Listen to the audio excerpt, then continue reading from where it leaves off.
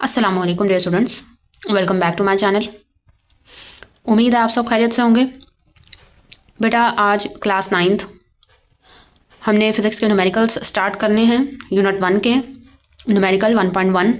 मैं कोशिश करूँगी कि स्टेटमेंट बेटा ऊपर लगा सकूँ। तो चलो न्यूमेरिकल स्टार्ट करते हैं। 1.1 न्यूमेरिकल। बेटा स्टेटमेंट में हमसे क्या पूछा गया है, calculate the number of seconds in a day. एक दिन में हमने seconds, number of seconds calculate करने हैं। ये पार्ट ए था। पार्ट बी में हमें ये कहा गया है कि एक वीक में कितने नंबर ऑफ सेकंड्स होते हैं, और पार्ट सी में ये पूछा गया है कि एक मंथ में कितने नंबर ऑफ सेकंड्स होंगे। And state your answer using SI prefixes. और आपने अपने आंसर्स को प्रीफिक्सेस का इस्तेमाल करते हुए लिखना है, शो करवाना है। तो बेटा पहले हम लिखते हैं number of minutes in 1 hour, यानी पार्ट ए हम स्टार्ट करने लगे हैं, जिसमें हमने बताना है कि number of seconds in a day. ठीक है, एक दिन में कितने नंबर ऑफ सेकंड्स होते हैं हमने यहाँ वो बताना है पार्ट में। तो आप पहले लिखें number of minutes, number of minutes MINUTES, number of minutes in 1 hour. 1 hour में कितने मिनट्स होते हैं? 60 minutes. Next seconds in 1 hour, number of seconds. बेटा सेकेंड्स को मैंने शॉर्ट फॉर्म में लिख दिया, number of seconds in 1 hour. यह हमारे पास होता है 60 मल्टीप्लाई बाय 60, यानी 60 मिनट्स होते हैं। और एक मिनट में कितने सेकंड होते हैं? 60 सेकंड्स होते हैं। ठीक है, तो आपने इन दोनों वैल्यूज़ को मल्टीप्लाई करवाना है। आपके पास आंसर आएगा 3600। नेक्स्ट हम लिखते हैं सेकेंड्स इन अ डे। जाहिर सी बात है, जो चीज़ हमने फाइंड करनी है, सेकेंड्स इन अ डे, एक दिन में कितने सेकंड्स होते हैं। तो बेटे हम उसके लिए क्या करेंगे, 3600, यानी जो हमने फाइंड किया ना कि एक घंटे में कितने सेकंड्स होंगे।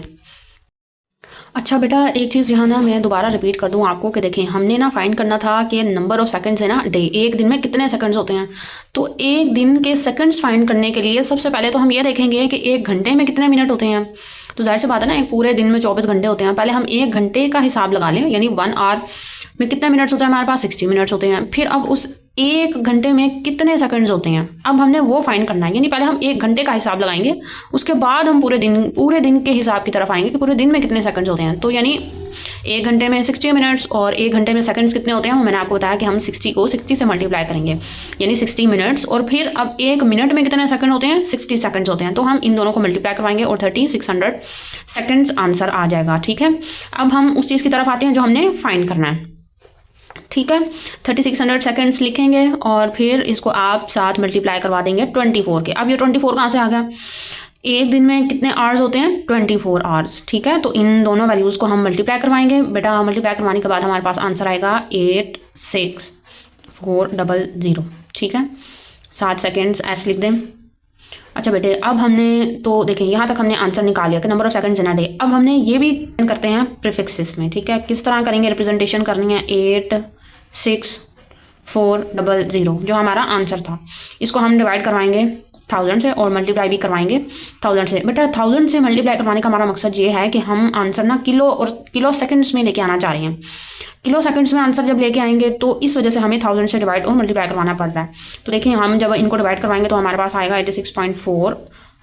इसको आप दोबारा से मल्टीप्लाई करवाएंगे 1000 के साथ और फिर अब आप देखें कि 86.4 किलो सेकेंड आंसर आ जाएगा आपका। क्योंकि देखें ना ये वैल्यू तो सेकंड में थी, मतलब आपने इसको डिवाइड करवाया 86.4 आ गया। फिर इसी को आप आगे मल्टीप्लाई करवा रहे हैं तो सेकंड का यूनिट तो इसके साथ ही था, तो यहाँ से सेकंड का यूनिट आपके पास आ गया। ठीक हो गया। न्यूमेरिकल 2 की बात करते हैं। न्यूमेरिकल 2 में हमें कहा गया है कि पार्ट 1 के जितने भी हमने तीनों स्टेप्स के आंसर निकाले हैं उनको हमने साइंटिफिक नोटेशन में कन्वर्ट करना है। ठीक है, अब साइंटिफिक नोटेशन में तब्दील करेंगे। बेटे उसके लिए ना मैं आपको बता दूँ, देखें इसको ना आप ये इस वैल्यू तक ना आपने सारा का सारा न्यूमेरिकल दोबारा लिखना है।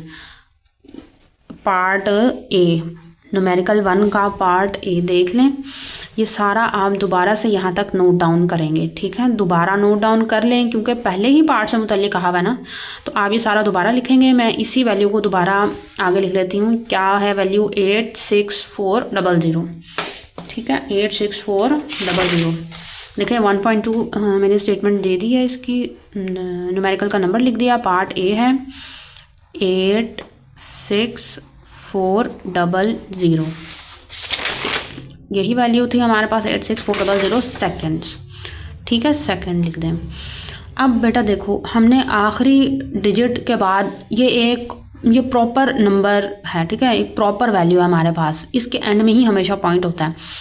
आपने बेटा चैप्टर के अंदर पढ़ लिया होगा टॉपिक सिग्निफिकेंट फिगर्स का, ठीक है, तो ये एक सिग्निफिकेंट वैल्यू है। अब आपने क्या करना है, आपने एंड से पॉइंट लेकर 8 के पास शिफ्ट करवा देना है। ठीक है, अब किस तरह पहले पॉइंट शिफ्ट कराएं, बाकी तरीका मैं आगे बताती हूँ। 8.6, ठीक है, पॉइंट यहाँ शिफ्ट कराना, बाकी तो वैल्यू वैसे की वैसे लिखोगे। एंड वाले 0 अब आपने लिखने हैं, लिख दे, नहीं लिखने तो उसकी कोई अब अहमियत नहीं रहेगी। अच्छा बेटा, क्योंकि आपने पॉइंट जो यहाँ शिफ्ट करवा दिया तो एंड वाले 0 की इतनी वैल्यू नहीं रहती।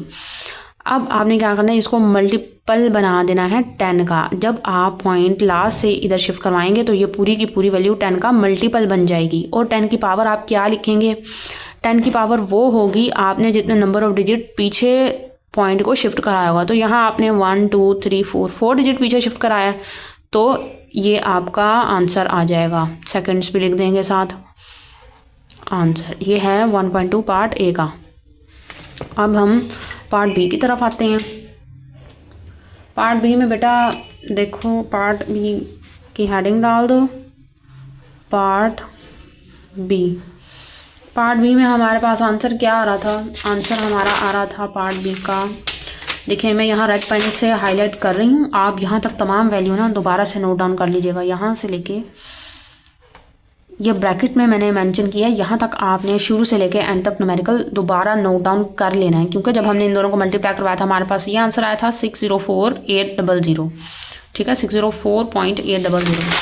स्टूडेंट्स पार्ट बी की हेडिंग मैंने दे दिया और आंसर भी लिख दिया। मैं आपको दोबारा से दिखा देती हूँ। आपने इस वैल्यू तक तमाम न्यूमेरिकल जो है ना पार्ट बी का स्टार्ट से लेके इस वैल्यू तक सारा नोट डाउन कर लेना है। आपको पता है इन दोनों को मल्टीप्लाई करवा के हमारे पास आया था 604.800। ठीक है, यहाँ पॉइंट नहीं था, यहाँ कोमा था। अगर आपने पॉइंट लगा दिया तो आप करेक्ट कर लें। ठीक है, इस वैल्यू तक दोबारा 604.800। देखें मैंने यही वैल्यू लिखी 604.800। देखें लास्ट में पॉइंट है क्योंकि ये एक मुकम्मल सिग्निफिकेंट वैल्यू है। आखिरी डिजिट के बाद से पॉइंट हम 6 के बाद शिफ्ट करवा देंगे 6.04। बाकी वैल्यूज़ की इतनी अहमियत नहीं रहेगी, तो बेटे वो लिखने की ज़रूरत नहीं है। 8 लिख दें क्योंकि वो नंबर है ना, 0 की कोई अहमियत नहीं रहती। ठीक है, मल्टीपल अब ये बन जाएगा 10 का कितने डिजिट पीछे लेके गए हैं 1 2 3 4 5, तो 10 की पावर 5 आ जाएगा। 10 की पावर वही नंबर लिखना है जितनी नंबर ऑफ डिजिट्स हम पॉइंट पीछे लेकर गए हैं। ठीक है, जितने नंबर ऑफ डिजिट्स पीछे हमने पॉइंट शिफ्ट करवा दिया 7 सेकेंड ऐसे लगा देंगे। अब पार्ट सी की तरफ बेटा हैं, पार्ट सी की हेडिंग दे दें। पार्ट सी की हेडिंग दे दी। पार्ट सी की बेटे वैल्यू हमारे पास थी 86400 को जब हमने मल्टीप्लाई करवाया था। देखें ये रहा 86400। इसको हमने मल्टीप्लाई करवाया जब 30 से, तो हमारे पास क्या आंसर आया 259200 सेकेंड्स। यहाँ तक बेटे इस वैल्यू तक आप सारा दोबारा से नोट करें। देखिए मैं रेड पेन से निशान लगा देती हूँ। यहाँ तक सारा न्यूमेरिकल स्टार्ट से लेकर यहाँ तक दोबारा नोट करें। मैंने आपको जहाँ तक मार्क करवाया था उम्मीद है आपने वहाँ तक नोट कर लिया होगा। बेटा जिस वैल्यू तक मैंने आपको निशान लगवाया वो ये वैल्यू थी। आपने अब क्या करना है, इस वैल्यू के आगे से देखें, अब ये एक मुकम्मल सिग्निफिकेंट वैल्यू है, तो इसका मतलब इसके एंड में पॉइंट है ना, ये एक मुकम्मल वैल्यू है। तो बेटा इस पॉइंट को आपने शिफ्ट करवाना है 2 के पास। ठीक है, 2 के पास शिफ्ट करवाना है। आपने पहले नंबर के पास पॉइंट को शिफ्ट करवा देना है। देखें जब आप पॉइंट यहाँ से 2 के पास लेके जाएंगे तो क्या आएगा 2.59। 2 भी लिख दें साथ। मल्टीपल बन जाती होती है वैल्यू किसका, 10 का। 10 का मल्टीपल बन गई। अब 10 की पावर किस तरह लगाएंगे ये हमें कैसे पता चलेगा। तो बेटा देखो उसके लिए हमने डिजिट्स काउंट करने हैं, जितने नंबर ऑफ डिजिट हम पीछे पॉइंट लेके गए हैं। तो ये कितने डिजिट हैं देखें, ये है 1 डिजिट 2 डिजिट 3 4 5 एंड 6। तो ये बना आपके पास 10 की पावर 6। मैं दोबारा से काउंट कर देती हूँ 1 2 3 4 5 6 डिजिट बने। 6 की पावर आ जाएगी 10 की। 7 सेकंड लगा दें। ठीक है, ये आपका सेकंड न्यूमेरिकल डन हो गया।